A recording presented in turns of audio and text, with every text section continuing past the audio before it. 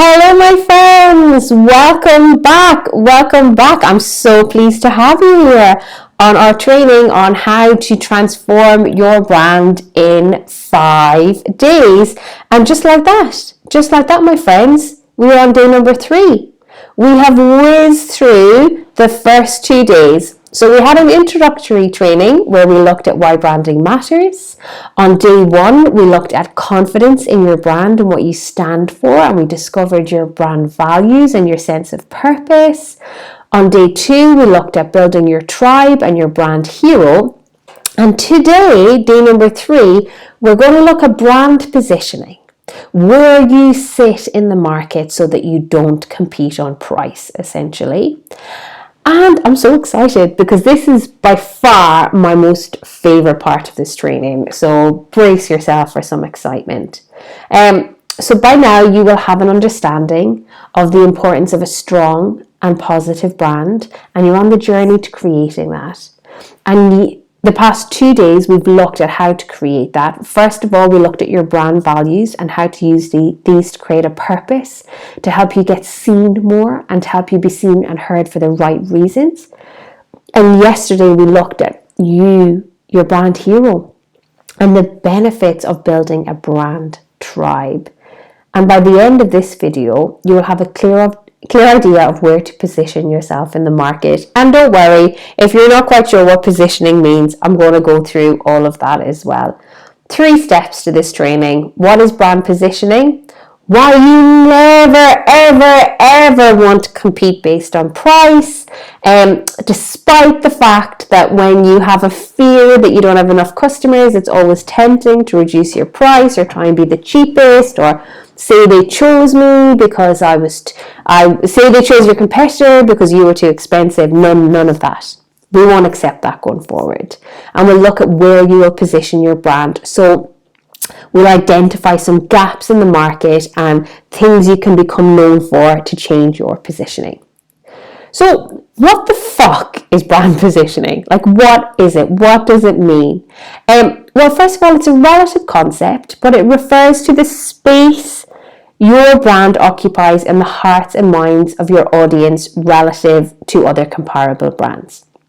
Okay, so if we think back to day number 1 and we looked at that quote from Steve Jobs, and he spoke about how busy people are, how we're so busy. We need a brand with strong values, because basically what happens to us as consumers, so picture yourself in the mind as a consumer, you're processing information all the time.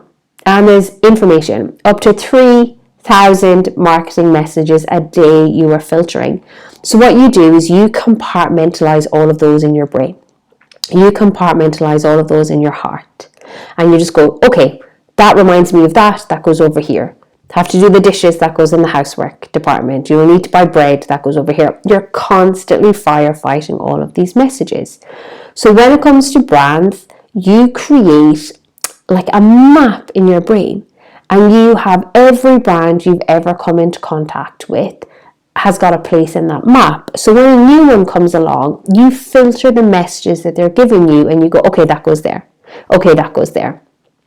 So you will be positioned by your customers. They will position you somewhere. So you have to control that positioning. And we're going to give you some ways of controlling that today, because if you don't control it, they will control it. So you have to take the first step. Effective positioning can help you stand out from your competitors, as no brand exists in a vacuum. We don't just go, oh, hey, look at me, I've arrived today, let's open the door. Kind of like what Ulton does when he walks into a room. He acts like he's the only child that's ever walked into that room. And, it's cute, but there's about 10 other kids in the room, So the rest of us are trying to work out what the other kids are doing. So your brand is like your child walking into nursery. And we're just going to think, okay, where do they fit? Where do they fit in here? Positioning stops you being a commodity and price being a critical factor in consumer choice. You can be a commodity if you want to. I'm not stopping you, but I'm saying it's a load of shit, because you do not want to compete on price, and we'll come to that shortly. So first of all, I want to get your head around this. So think of some of the brands you like and where are they positioned in the market? So first of all, where do you do your shopping? So it's the week before payday. There's no money in the bank account and you have got to fill the cupboards with food for the week. So you've got what, 30, 40 quid. Where do you go? Well, it's obvious. You go to Lidl, Iceland, or Aldi. That's what you do. If you're on a budget and you've got 30, 40 quid to fill the cupboards, that's where you go. And you always come out saying the same thing. Jesus, I got a lot. I got a lot for that. I must go there again. But then what happens is pay week comes, and where do you find yourself? You're in the middle of the road. You're going to Tesco's and Sainsbury's because you've got all the money. And granted, it costs more, but you come out and you think, oh, that was a nicer experience. I actually got the brands that I wanted. I enjoyed that. Christmas comes around and you want to get some treats and you want to get something a bit nicer. So you go to your Waitrose, you go to your local farm shop, you go to your local deli and you get those higher end products. And you go, oh, that was a bit expensive, wasn't it? What? But it tastes delicious. And you convince yourself it tastes delicious. So you can see, you can make very quick decisions based on what it is that you want to do when it comes to feeding your family. Based on the budget you've got available, what it is that you want. If you want brands, you go to Tesco, Sainsbury's, Asda. If you want budget, Lidl, Aldi, Iceland. If you want that something nice, you go to Waitrose, your local farm shop. Now, that mightn't be what you do all of the time, but for the most part, you have positioned those shops in your mind based on what they offer you. When it comes to you getting your morning coffee, now I had this conversation with Angie one day where she was trying to convince me to buy my coffee in Greggs. You will never catch me buying a coffee in Greggs. For lots of people, Greggs and McDonald's and the budget coffee, it makes total sense because you're like, it's just coffee. And I just want my coffee to be just coffee. So if all you want is a black coffee or you want a latte that you can say, okay, this tastes good, you go to your budget coffee shops. However, if you want a bit more, let's say you want to sit in for 7 hours and work and build your business, maybe you'd go to Starbucks. And with Starbucks, you've got your app, the coffee, well, I drink chai tea lattes, the chai tea lattes there is just what you want. So all of a sudden you can see, even with buying your coffee, you've already positioned the different brands. Let's look at where you eat your lunch. If you wanted a meal deal, have you noticed how everyone is copying the Boots meal deal? If you wanted a meal deal, you'll go to Boots, okay? If you know that you've got a tenner to spend on your lunch, you'll go to Pret and you'll get your soup and you'll get your roll. They never do a discount in Pret. Have you noticed? You never get a discount, but the food tastes delicious, so you don't mind paying a bit more. But sure, if you're spending a tenner, and as well to go to Wagamama's and spend £12 on a main. So you can even notice that you position even your lunch, you've got brand position in there. So every brand you have positioned based on what's important to you in the hearts and minds. If you were on a budget, the budget might be the most important thing. If you wanted organic, finding somewhere to get organic foods might be the most important thing. If it was taste, that might be what you want. But essentially, positioning is finding the right parking space in the customer's mind and taking it before anyone else does. It would be very, very hard for another coffee company to win me over like Starbucks. It would be very, very hard. We're 12 years down the line. I am committed.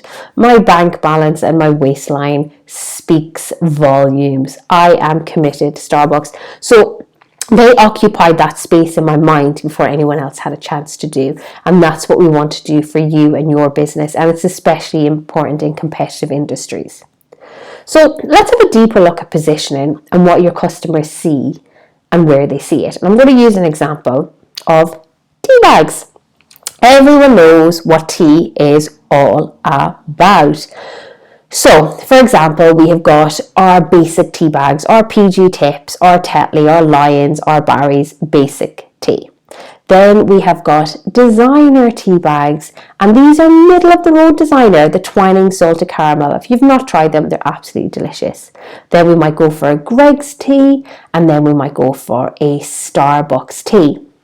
So you have to think, okay, what's important to me as a tea drinker? Is it the taste? Is it where I'm going to buy it? Is it how much it's going to cost? And then you decide then where you want to position that tea bag. So for most people, what's important when it comes to tea is the taste and where you're going to have it.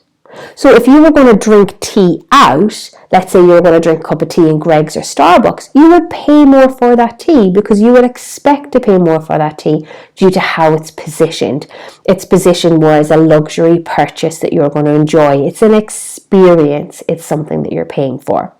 However, if you were having a tea bag at home and you go, well, I just want a cup of tea at home while I'm watching TV, let's get me some tea. Well, then it would depend usually on price and the taste that you like. So it's not so much an experience, it's the taste, it's what you're used to. So I want you to consider, if you were bringing a new tea to the market, let's say you're sitting there in research and development for a tea company and you're bringing a tea to the market, what things would you consider before you position it? Well, you would consider all of the elements that are important to people who drink tea, and you would spot gaps in the market. That, my friends, is why I love these Twining Salted Caramel, because I think there's so many bog standard teas. There's so many bog standard teas, green teas, herbal teas, they're absolutely everywhere.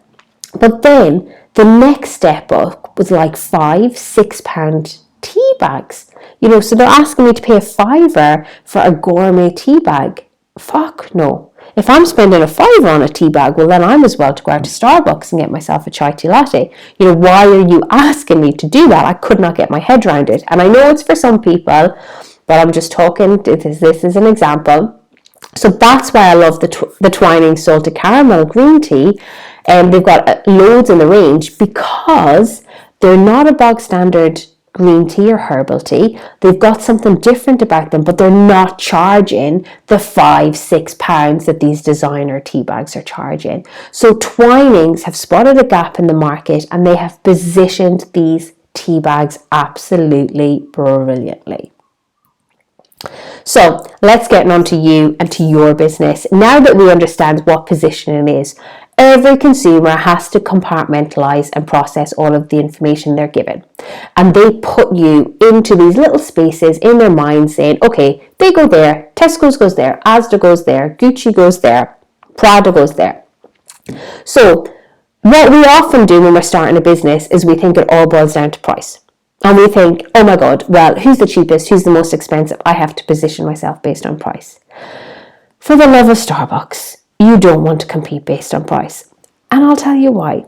First of all, you're better than that. You are so much better than competing based on price. Second of all, think of the mentality of people that shop solely based on price. We all have a friend who moans about money all the time, and we all have a friend that talks about the cost of everything, and you want to pull your hair out. You want to go, just enjoy your meal out, just enjoy your glass of Prosecco, just enjoy your day out. But price-based shoppers, they're a bit miserable. And I know there's reasons behind it, and I'm not criticizing that in any way, shape, and form. But for you, your mental health, your well-being, I want you to commit to not competing based on price. And if people say you're too expensive, they're not for you. They can go and find the cheapest and all of the drama that comes with that. You are not Asda. If you want to run your business like Asda, by all means, go ahead, but you are not Asda, okay? So will you and your brand really change the world? Will you really inspire a tribe? Will you really change the life of customers if you are appealing to price-based shoppers? The answer is no. The answer is absolutely fucking no. And here's the truth. I feel we've been told a lie. I feel we've been told a lie that people shop based on money and people are budget conscious and all of these things. And yes, that's important to an extent. But the truth is that people are happy to pay decent money for something they really want, and if they feel an emotional connection to the brand. So if you can connect with them emotionally, as we've looked at in the past 2 days training, if you can get those values right, and if you can have a brand purpose, if you can build your tribe and you can make the customer the hero of what you do, they will pay decent money for what you offer. It doesn't have to be the cheapest. But let's look at ways that you can position your brand. Now, you position your brand. You don't want to position your brand on everything. It's not like based on everything. You position your brand based on what's important to your customer. Is it affordable? Is it luxury that's important to your customer? Do they want mass market? Do they want niche? Do you want the relatable, high-end, entertaining, educational? That's quite an important one for coaches as well. Convenience versus exclusivity. Broad focus versus specialist focus. There's so many different ways that you can choose to position what you offer, but essentially you are positioning based on what's important to your client. And we're going to go through an exercise in your workbook which will explain this beautifully.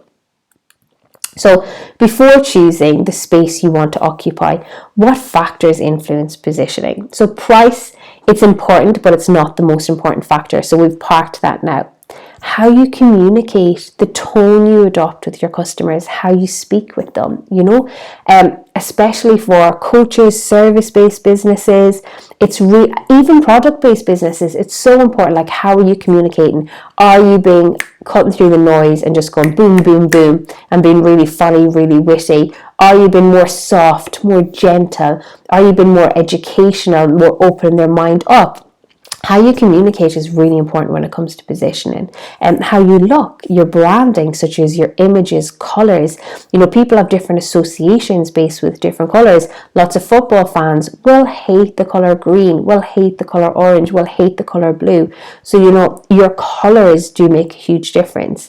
Your USP, what makes you stand out from the crowd. And then have a think about what else matters to your customers and jot down a list of what you think is important to them, your expertise, your background, your knowledge, all of these things that might matter. So when it comes to positioning, we want to avoid being slap bang in the middle. We know that the middle is collapsing. We're seeing it absolutely everywhere. If you look at Debenhams, John Lewis are struggling right now. All of the department stores are struggling. The department stores, in addition to the grossly poor business decisions that they made, if you consider them by their very nature, they're trying to appeal to people based on appealing to everyone, and the same thing appeals to everyone. But we know that people are individuals. I'm an identical twin. What I love, my identical twin does not love. We're two very different people, so it's focused on that. So be more one side than the other. You're either affordable or you're luxury. You're either mass market or you're niche market. You're either relatable or you're high end. You're either entertaining or you're educational. You can always be a mixture, but you don't want to say, oh, sometimes I'm entertaining, sometimes I'm educational. If you're quite a witty person, be witty. You're either focused on convenience or exclusivity, broad focused or specialist focused. You don't want to be blah. So if somebody comes to you and you're making a handmade handbag, yeah, you can be affordable as such, but you're not going to say, oh, this is £20. Yeah, no, you're just not, because somebody's going to look at that and think, it's £20. No, that's going to be shit. That's going to be absolute shit. So you're going to say, okay, we start at £200. You go more towards the luxurious side. If you're exclusive versus convenient, have you got loads available? Is it really easy for your customer to get what you offer? Is it really, do they just go onto your website, order, and then things get delivered? Or do you say, well, actually, I work with a select number of customers, and before I work with you, I need to find out a wee bit more information about you because it's quite an exclusive product that we sell. So you decide, but you cannot say, oh, I am very convenient to buy and exclusive. We're available to everyone, but I need to find out this, this, and this. It just doesn't work like that. So how to position what you offer. So I want you to consider, this is a really, really famous exercise by Seth Godin. I absolutely love him. If you've not read any of his books, now's the time. And I've seen this exercise done in quite a few places. So you may have seen it before, but it's the easiest one to do. So I want you to consider two areas that are important to your client. For example, like luxury, handmade, or focus, or style, and plot them out on the graph. Now, there is a graph in your worksheet. And then we're going to fill in all the people that are in those places and identify where there's a gap that you could fill. So I've taken the example of, imagine you're opening up a local restaurant. Now I want you to do this for your local area. I genuinely want you to do this for your local area and to fill it in. So what are the two things that are important when people are eating out?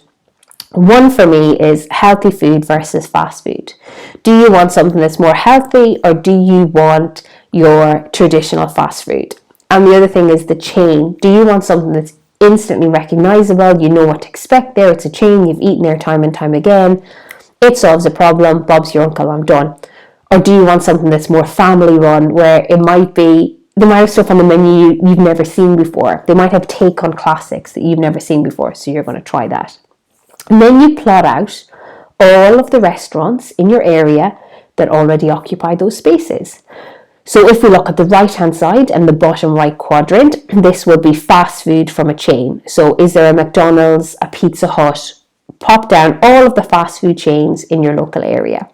I have done this for the Musselburgh area. So we have a Domino's Pizza, there's a McDonald's at the Fort.